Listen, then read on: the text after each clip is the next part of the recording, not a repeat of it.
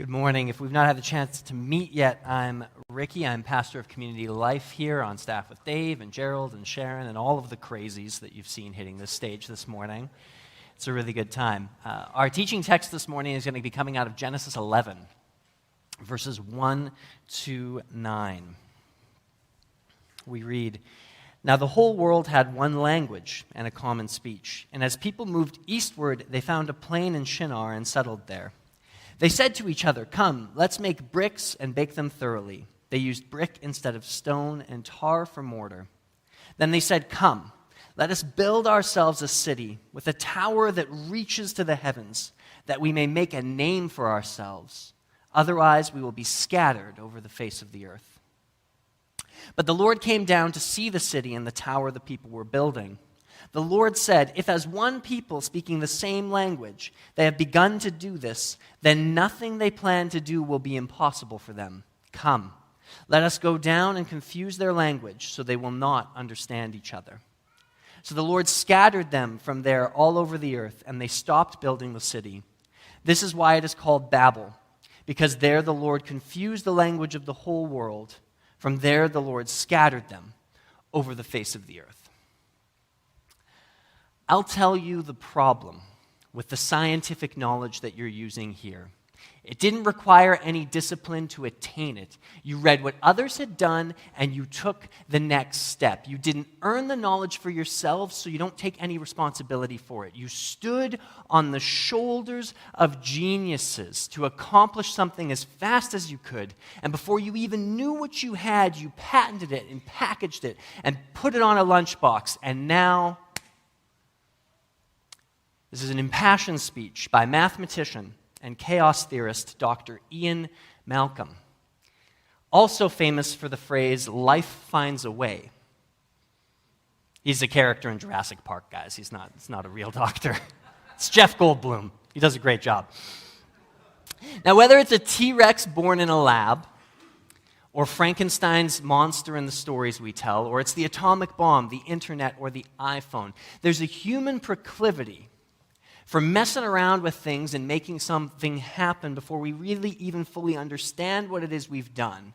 And that thing rises up, turns around, and bites our heads off. Now, you could call that proclivity many things, but the best biblical word for it might be magic. You see, in biblical times, people had idols of stone, they had amulets, they would say a spell or two in an attempt to create more ease and control in their lives. But the problem was as they tried to make these things happen, these things always cost more than they gave in the long run. And though the tools may have changed, it may be cell phones and satellites nowadays, the method, the goal, the worldview is the same. It's magic. The closest thing in our recent memory that's close to the Tower of Babel is probably the building of the atomic bomb by Robert Oppenheimer. Right, Christopher Nolan just recently made a film about this, and it was really, really well done. And in it, he presents Oppenheimer as this guy who has no real convictions. He dabbles in 8 million different things. He's brilliant, but he's completely unrooted. He's what C.S. Lewis would have called a man without a chest. Until at one point in the film, one of his friends turns to him and says, "Do you know what you believe anymore? Do you even know what you believe anymore?" And then the film ends, and this is just Nolan's take on it, I don't think this happened in history. It ends with Oppenheimer stating something that he does believe in. He believes that he built a bomb that destroyed the world. Not because it ignited the atmosphere of the entire planet like they thought it might at one point, and not just because of the devastation that was racked on Hiroshima and Nagasaki, but because the whole world order had changed because of what this man had done.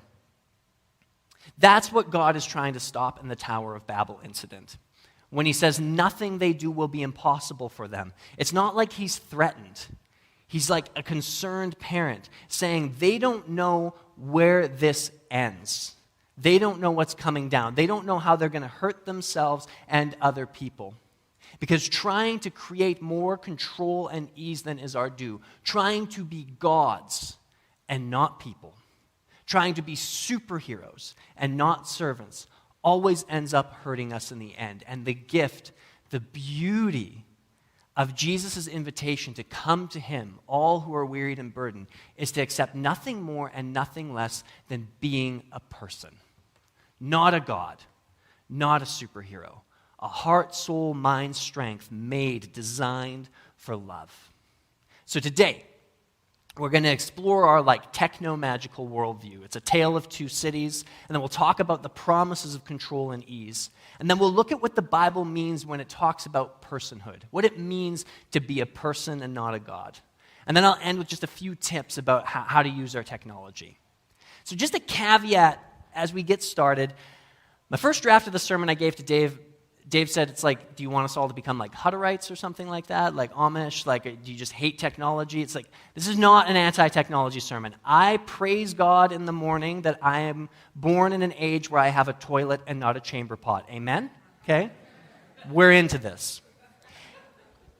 In fact, I think it's part of our calling as human beings to make stuff, to do things.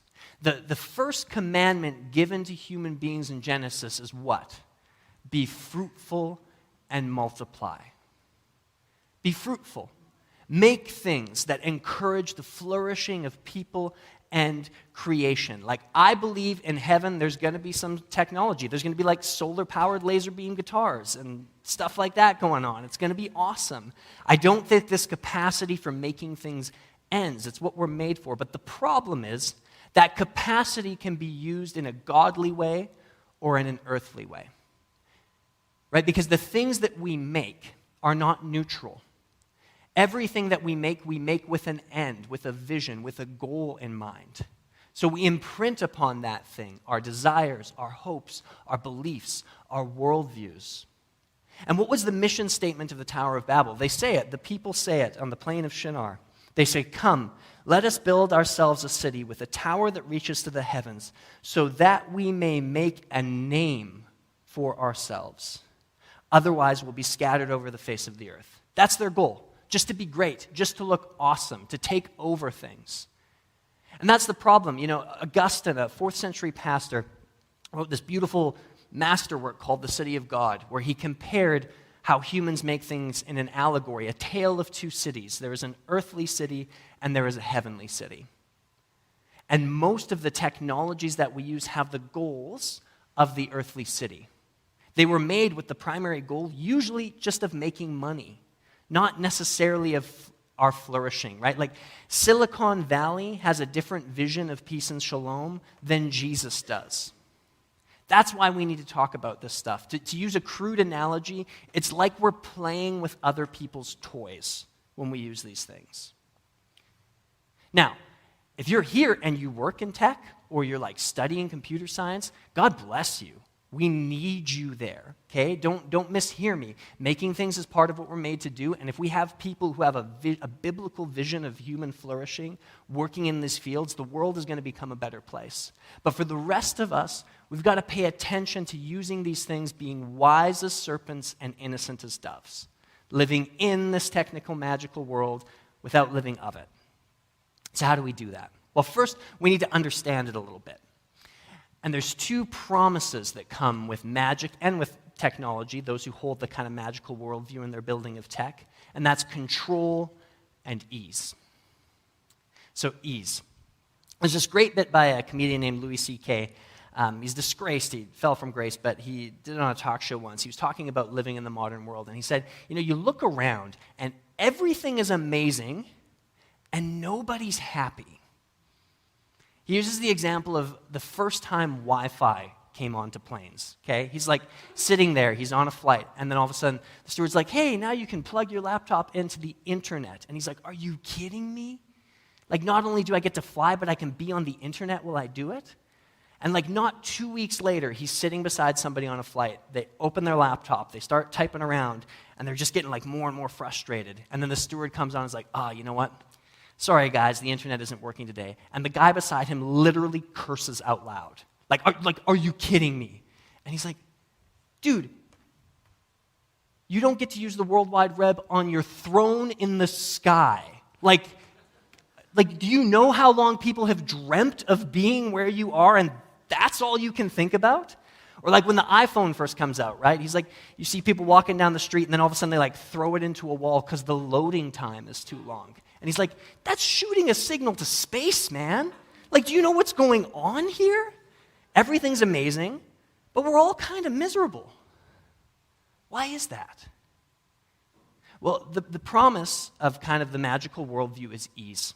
It's the relieving of burdens. It's power, the ability to change things without being changed ourselves. And in many ways, our modern world has delivered on this and then some. There's a professor from the University of Manitoba, Vaclav Smil. He's written a book called How the World Really Works. He's an energy specialist. He like crunches the number on the energy we use. And he says the average person around the globe uses the equivalent energy of 60 human beings, 60 human beings working full-time around the clock. In rich places, that number climbs to the equivalent of 240 people. Now, if that doesn't make sense, imagine if you still had to go out and chop wood to heat your home. If you had to like go take a brick of ice out of a lake and keep it in a shed, right, to like keep your food cold. How many of you ate a banana today? If you had to cultivate and grow a banana without fossil fuels and somebody had to like bring that banana to you, how many people are involved in that chain? That's one piece of fruit in your home. Like, we live the lifestyle in terms of energy usage that is the equivalent of medieval kings and queens. But if I asked you, do you feel like you're living like the sovereign of a small medieval nation? Probably not, right? Because it could always be a little bit easier. You could always have just a little bit more. You know, Andy Crouch, who basically sponsored this sermon with his book, The Life We're Looking For, fantastic book. You should check it out. He talks about this. He says, you know, technology offers us relieved burdens. But at the same time, and this is why it kind of makes us a little bit sick, it also reduces our capacity. Right? Like, I cannot grow a garden and pickle and preserve it like my great-grandmother can.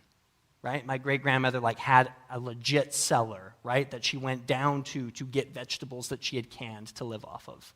Right? My great-grandfather worked with leather and could rebuild furniture. I've helped butcher a couple animals, but I don't think I could like skin and butcher and break down a cow for you this afternoon, right? I lose my attention span with every single Instagram reel. I can't memorize things because of the Google search bar. Right? It has relieved our burdens, but in relieving our burdens, it has reduced our capacities. It's reduced our ability to do the things that are human. Control. Who's watched iRobot? Or like Battlestar Galactica? Who are my like BSG fans? Like one of you, thank you, okay? It's for the super nerds. AI, Terminator, right? There's this trope in science fiction. Humans create robots, robots enslave or kill humans, and round it goes. Now, I believe that science fiction, because I am a nerd, is a little bit prophetic most of the time. A lot of times it's actually talking about the present, not the future. And we were promised by technology, we were promised control. Control over our bodies, control over nature. But in the end, those very things that offer us control turn around and control us a little bit. They demand something of us. They take something from us. And in ancient times, you know, this was your stone idols, your amulets, your spells, right? The idols demanded sacrifice. Like, if you wanted to live well in Roman society, you had to be on, like, the good books with, like, 8 or 9 different gods at any given moment. It was like a part-time job, right? And nowadays, we have technologies that allow us to do things that we could have only imagined in the past. But every piece of technology that we introduce demands something of us. We've got to maintain it. We've got to store it. Right? Instagram, Facebook, they promised us that we'd be able to connect with people like never before. But they also demand our attention.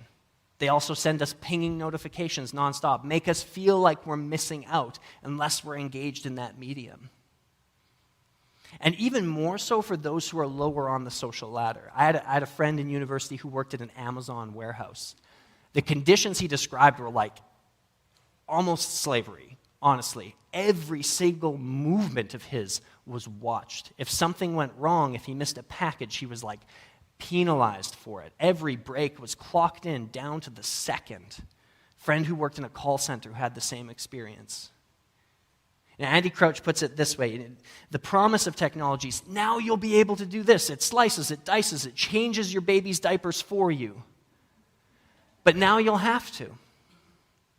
Now you got to change the oil. Now you got to store the thing. Now you got to get the winter tires. It promises you control, but turns around and ends up controlling you a little bit too.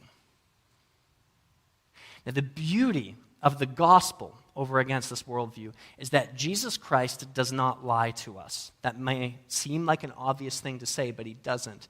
Nowhere that I can find in my Bible does he promise us ease or control. Nowhere. There are people who might tell you it's the case. I can't find it. In fact, if you go to the Gospel of John, he turns to his disciples and he says, in this world you will have blank. Fill it in. Trouble. A guaranteed promise from our Savior. In this world you will have trouble. It will be toil. It's going to be hard sometimes. But take heart, because I've overcome it. I didn't go around it. I went through it. And that's the path for you as well. Because deep down, the root burden we place on ourselves in this worldview that we have that you could call magical is that we want to be gods and not people. We want to be superheroes and not servants. We want to have ease and control on an unprecedented level. And though the Bible might not talk about the internet, it does have a lot to say about what it means to be a person.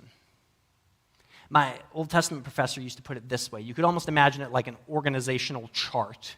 At the very top of everything is God, right? Father, Son, Holy Spirit, Trinity. Utterly perfect in every way. Depending on your translation of Psalm 8, a few rungs down from that are people. And then a few rungs down from that are animals. And if a person just gives in to their base desires, just follows their belly, they end up becoming like an animal. But interestingly enough, if that person tries to transgress the boundary between them and God and take their place at the center of everything, they become an animal as well. Why? Because if you put yourself above God, you're not following anything but what you want. You're not following anything but your desires. Try to be more than human, and you inevitably end up less than. And this is demonstrated the best, I think, in Daniel chapter 4. It's there in the Tower of Babel as well, but this is, I think, a story that mirrors it very well. And it's the story of King Nebuchadnezzar. So Nebuchadnezzar's king of Babylon. He is the big deal of the day. And he is out on his balcony, and he is like strutting, okay? He's looking out over his kingdom, and he starts pontificating on how powerful he is, how wonderful he is, how strong he is. And we read in verse 31 of Daniel 4, even as these words were on his lips, a voice came from heaven. This is what is decreed for you, King Nebuchadnezzar. Your royal authority has been taken from you. You will be driven away from people and will live with the wild animals. You will eat grass like the ox. 7 times will pass by for you until you acknowledge that the Most High is sovereign over all the kingdoms on earth and gives them to anyone he wishes. And it happens. Nebuchadnezzar crawls around like an ox, eating grass for either 7 days, weeks, months, or years. The translation's unclear, right? That's William Blake's painting of him. Really kind of him, isn't it? But at the end of that time, Nebuchadnezzar's sanity is restored to him. And what does he say? First thing he does, he gets up and he praises God. He says, God is the one who's king. God is the one who gives authority and takes it away. Right? Reaching for godhood, he falls to animalhood to climb back up to personhood. The moral, try to be more than human, and you inevitably end up becoming less than human. Andy Crouch puts it this way. You cannot take advantage of a superpower and fully remain a person, in the sense of a heart, soul, mind complex designed for love. This is not an unfortunate side effect of superpowers or a flaw that could be overcome with future improvements. Try to be more than, you end up less than. Because you might remember in Genesis, God looks at the first human beings and he says, this is a really good rough draft. Like this is a good start. Things are really going to get better, right? good hardware, but it's going to need a software update. No. He looks down on these naked, weak, defenseless, fragile, feeble, and fickle things that also have the power and creativity and beauty and imagination that will shape the earth. He looks down on them as they are and says, this is very good. The life that Jesus offers us is accepting that very good. It's saying it is good to be a person. It is good to stay within the boundaries of my humanity. It's good to have to do the dishes. It's good to have to change the diaper. It's good to have to work through things every once in a while. So just as we move forward, a couple tips on working with this technological world. And we're going to use that framework that I think Andy Crouch has done so brilliantly, where heart, soul, mind, strength complex is designed for love. Right? So how do we recapture that, particularly when it comes to like our screens and computers and phones? Well, first, re-engaging the heart. I think Louis C.K. is right in that little bit he does. I think it hits us because we do realize that if we stop and think about it, things are pretty awesome, right? Like to eat this afternoon, you don't have to go out into the bush with a bow and arrow and like strike down a wild beast. Some of you might because you're weird. That's fine. Like God bless you, bless your heart. But you don't have to, right? In fact, in a room this size, a lot of you would be dead if you weren't born now. Like just straight up, right? If it wasn't for C-sections or dental surgeries or penicillin, right? We live in an amazing time and we have a choice. We have a choice every time this world doesn't live up to our expectations. When like the loading time is taking too long, we can fling the laptop across the room. I've done it. You've done it. Okay? Safe place, right? When you're stuck in traffic, you can like complain about it. Or you can stop and think for a second that, like, I'm doing something people have dreamt of for centuries. Like, I have been given the amazing gift and responsibility of occupying an age with more power, with more ability than has ever happened before. Our hearts are sick with this desire for more, and really the solution is gratitude. It's wonder, it's awe, it's thanking God. Right? And I think that's part of what I'm trying to say with this, is not throw all the technology away, but to use Paul's wonderful little piece of wisdom from Philippians. Finally, brothers and sisters, whatever is true, whatever is noble, whatever is right, whatever is pure, whatever is lovely, whatever is admirable, if anything is excellent or praiseworthy, think about such things. Whatever you have learned or received or heard from me or seen in me, put it into practice, and the God of peace will be with you. Right? See what's good. Earlier in that passage, it says the way to deal with anxiety is to pray and to bring your supplications before God, but to do it with thanksgiving, to be grateful. It enlarges our hearts. Second, our souls. There's this author and thinker, Jefferson Bethke, who I think is really good at just like designing his life around following Jesus. And he's got this rule. For 1 hour a day, for 1 day a week, and for 1 week a year, all of his devices are off. That's 1 hour a day, 1 day a week, 1 week a year, off, gone. Now, whether it's Jesus in the Gospel of Luke, every time things get complicated, like running away to the desert to be alone, or it's like the monks and preachers and spiritual teachers through the 2,000 years of Christian tradition, everybody agrees you cannot grow a soul without silence and solitude. You cannot grow a soul in nonstop noise. You just can't. The soul grows on airplane mode. Now, for some of us that might be unrealistic. You're like on call or something.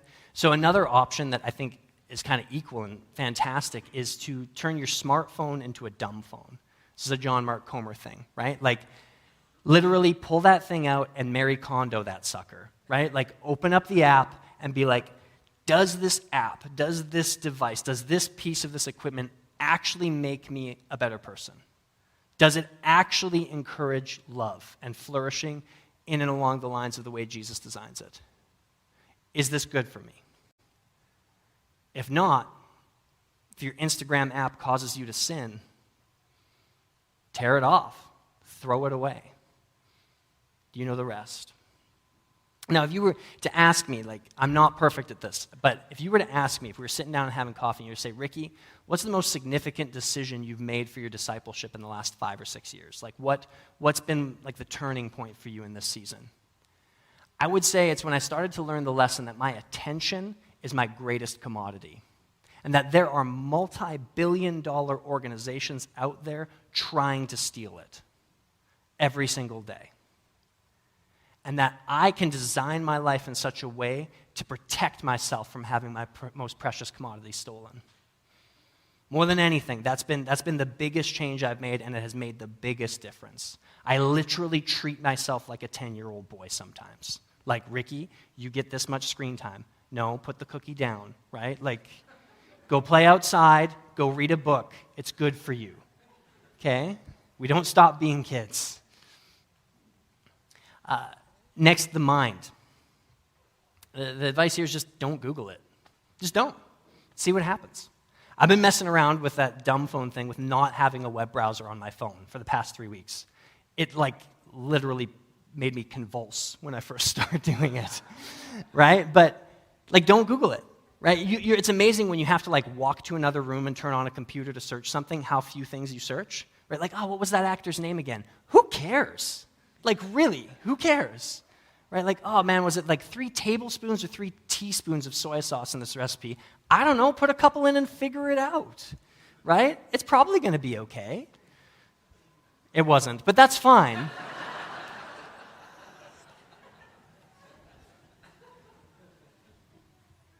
God gave us minds. He gave us a capacity to think. And some of you in this room are educators, and I've talked to you. And you've said the outlook is not getting better when it comes to the standard coming out, right? Our devices have changed the way we think. They've helped us lose our ability to memorize, to remember, to sit quietly and ponder something. But we were made to do it. It's good for us. It helps us in the long run. And finally, our strength. Jesus' parable of the talents. We can't summarize it right now, but go and read it if you're not familiar with it. Many of you might be.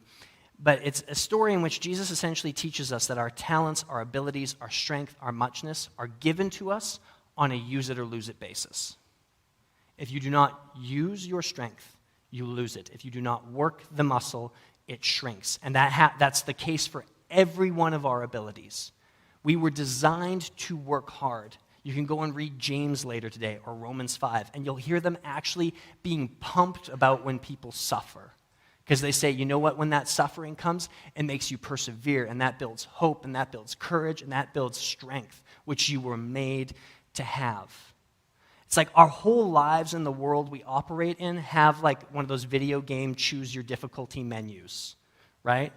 Like you go to the cupboard, and there's an Instant Pot or there's a Dutch oven. There's a 15-minute or there's a 2-hour, right?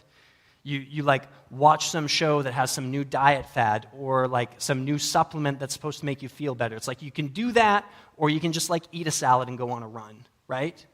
There are hard ways and easy ways to do things, and if we want to be people in this world, we actually sometimes have to choose the hard way. We actually often have to choose the hard way. Cal Newport's got a book called Digital Minimalism, and one of the ways that I learned from him is he talked about our leisure. Right? He said, a lot of times we just like want to zone out, but it's not good for us. We're made to do things that are challenging with our leisure. And I took it seriously, and I took up fly fishing. Now, fly fishing has a lot of technology involved with it, okay? It is a little bit magical sometimes. Like when you talk to some of the people, you're like, are you wizards? Like what? Like this sounds like, yeah, anyways. But like a rod has a lot of science in it. But I tell you, when you start flinging that thing and that hook ends up in your neck, and that like line is wrapped around your feet, like that's not magic, guys. There is nothing magical about it. But it's so, like the way you feel when you get back from a day of trying something new that's a little bit difficult versus the 9-hour Netflix binge, I think that's one of the biggest hacks, actually. Pay attention to how you feel after you do something. Like when you get off Instagram, how do I feel? Do I feel encouraged? Is my heart grown? Do I feel like I want to go out and love God and love people? Or do I feel like I want to lay down in a pit of existential despair, right? For me, it's usually the latter. It might not be for you, but that's part of this, is learning to pay attention and learning to activate your strength when you need to. So, as we come to the end of today, this sermon, but also this whole series, I just want to take us back to the words that we were focusing on. It's in Matthew 11, 28 to 30. Where it says, "Come to me," this is Jesus speaking to us, "Come to me, all you who are weary and burdened, and I will give you rest. Take my yoke upon you and learn from me, for I am gentle and humble in heart. And you will find rest for your souls. For my yoke is easy, and my burden is light." As we've been going through this series, the thing that I've noticed and the thing that's really been speaking to me is time and time and time again, including today, we've had to talk about pride. We talked about it in anger. We talked about it in forgiveness. We talked about it in fear. We talked about it today when we talked about wanting to be gods and not people. Over and over again, the problem seems to be my ideas about what's good for me and my ideas about where I should go and what I should do and how important I should be. Yeah, I went to Trinity Western University on the coast, and Trinity is like where the super Christians go. I don't know if you know this. Not all of them are super Christians, but like a lot of the super Christians go, right? Like I had a friend who was 22 and had already started an international nonprofit to stop sex trafficking. I was learning how to boil hot dogs and show up to class on time at 22, okay? So needless to say, there are moments in our culture and the way that it celebrates greatness and in the way that, honestly, it gives us a false vision of genius. We can sit and we can just feel like we're kind of lower than dirt sometimes. And I was having one of those evenings where I was throwing myself a massive pity party to the point where I think I was actually like weeping about this. I felt like such a loser. And I was married to Michelle. We had just gotten married, and she turns to me, and she was reading the Chronicles of Narnia at the time. And in The Horse and His Boy, there's this beautiful scene where there's this war horse.